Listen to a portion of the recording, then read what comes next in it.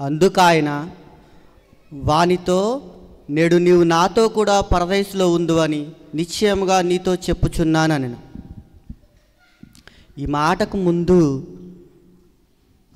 సిలువ వేయబడిన రెండో దొంగలో ఒక దొంగ ముందు చెప్తున్న మాట, ఆయనను చూసి యేసు, నీవు నీ రాజ్యంలోనికి వచ్చినప్పుడు నన్ను జ్ఞాపకం చేసుకొనుము అని యేసు ప్రభు పక్కన కుడివైపున ఒకళ్ళని ఎడమవైపున ఒకళ్ళని సిలువ వేయటం జరిగింది.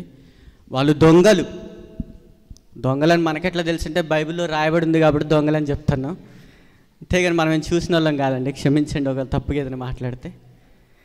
అయితే యేసు ప్రభుని 3 గంటల సమయంలో సిలువ వేశారు. ఆయనతో పాటు 2 దొంగలను కూడా సిలువ వేశారు. ఎడమవైపున ఒకళ్ళని కుడివైపున ఒకళ్ళని వేశారు. వేసిన వాళ్ళు 2 కూడా దేవుని దూషించారు.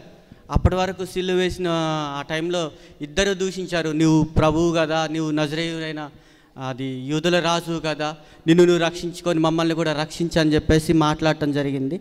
అందుకు సంబంధించిన విషయాలు ఎడమవైపునున్న దొంగ, కుడివైపునున్న దొంగ 2 దూషించారు. మమ్మల్ని రక్షించు, నిన్ను రక్షించుకో, మమ్మల్ని రక్షించు అని చెప్పేసి మాట్లాడారు. మాట్లాడిన టైంలో అప్పటి వరకు విన్న మాటలు మొదటి దొంగ, రెండో దొంగ 2 మాట్లాడారు. మొదటి దొంగ సైలెంట్గా కూకుని, రెండో దొంగ ఆలోచిస్తూ ఉన్నాడు ఆ మాటల్ని. ఎందుకు వీళ్ళు మాట్లాడారు, ఎందుకు ఈయన దూషించాలి, నేనంటే దొంగతనం చేసిన, నాతో పాటు ఇంకొకటి దొంగతనం చేసింది కాబట్టి మమ్మల్ని సిలువ వేయటం న్యాయమే, కానీ ఈయనను ఎందుకు వేస్తున్నారు, ఈయన ఎందుకు సిలువ వేస్తున్నారు, ఈయనకి ఏం అవసరం, ఈయనేం న్యాయం చేసిండు, ఈయనేం తప్పు చేసిండు, ఈయనేం దోషం చేసిండు అని చెప్పి ఆలోచించిండు.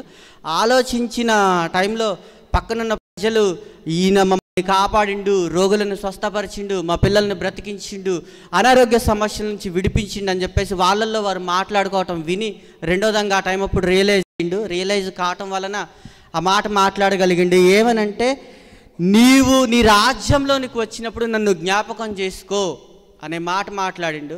అక్కడ ఆ మాట మాట్లాడిన టైంలో ఆ మారు మనసు అనే విషయాన్ని మనం జ్ఞాపకం చేసుకోవాలి. యేసుక్రీస్తు పలికిన మాటలలో, నేడు నీవు నాతో కూడా పరదేశంలో ఉండు అని పలికిన మాటలో యేసుక్రీస్తుకున్న అధికారాన్ని జ్ఞాపకం చేసుకోవాలి. మనం ఆయనకు అధికారం ఉంది కాబట్టి ఆ మాట మాట్లాడగలిగిండు. మనం మాట్లాడగలుగుతాం ఆ మాట? మనకి ఏ అధికారం ఉందని మన ఇంట్లోకి ఎవరైనా వస్తే, నువ్వు మా ఇంటికి రావద్దని చెప్పేసి ఎందుకంటే అది మన ఇల్లు, మనకి స్వతంత్రం కాబట్టి మనం మాట్లాడగలుగుతాం. దేవుడు ప్రపంచాన్ని ప్రేమించి ప్రపంచంలో ఉన్న మానవాళి నశించిపోవట దేవుని చిత్తం కాదు కనుక, మనం రక్షించబడటానికి తండ్రి దగ్గర నుంచి అధికారమును తీసుకొని ఆయన మన కొరకు బలియాగమైండు. ఆ టైంలో సిలువ వేయబడిన సమయంలో కూడా ఫస్ట్ మాటగా, తండ్రి వీరేమి చేయుచున్నారో వీరెరుగరు అనేసి మాట్లాడిండు.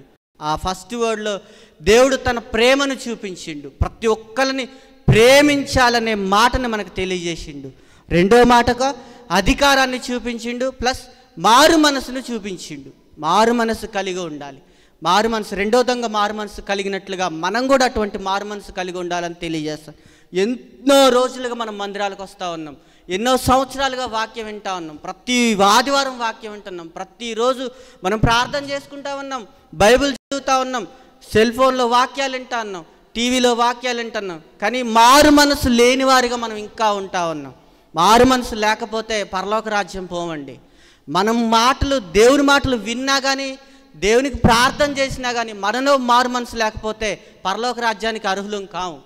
మనం పరలోక రాజ్యానికి పోతామండి, మళ్ళీ మారు మనసు లేకపోతే వెళ్తామా చెప్పండి? వెళ్ళం కదా. మారు మనసు కలిగి ఒకరిని ఒకరు ప్రేమించి ఉండాలని దేవుడు తెలియజేస్తూ ఉండు. ఈ అవకాశం ఇచ్చినందుకు వందనాలు. చిన్న మాటలు దీవించింది.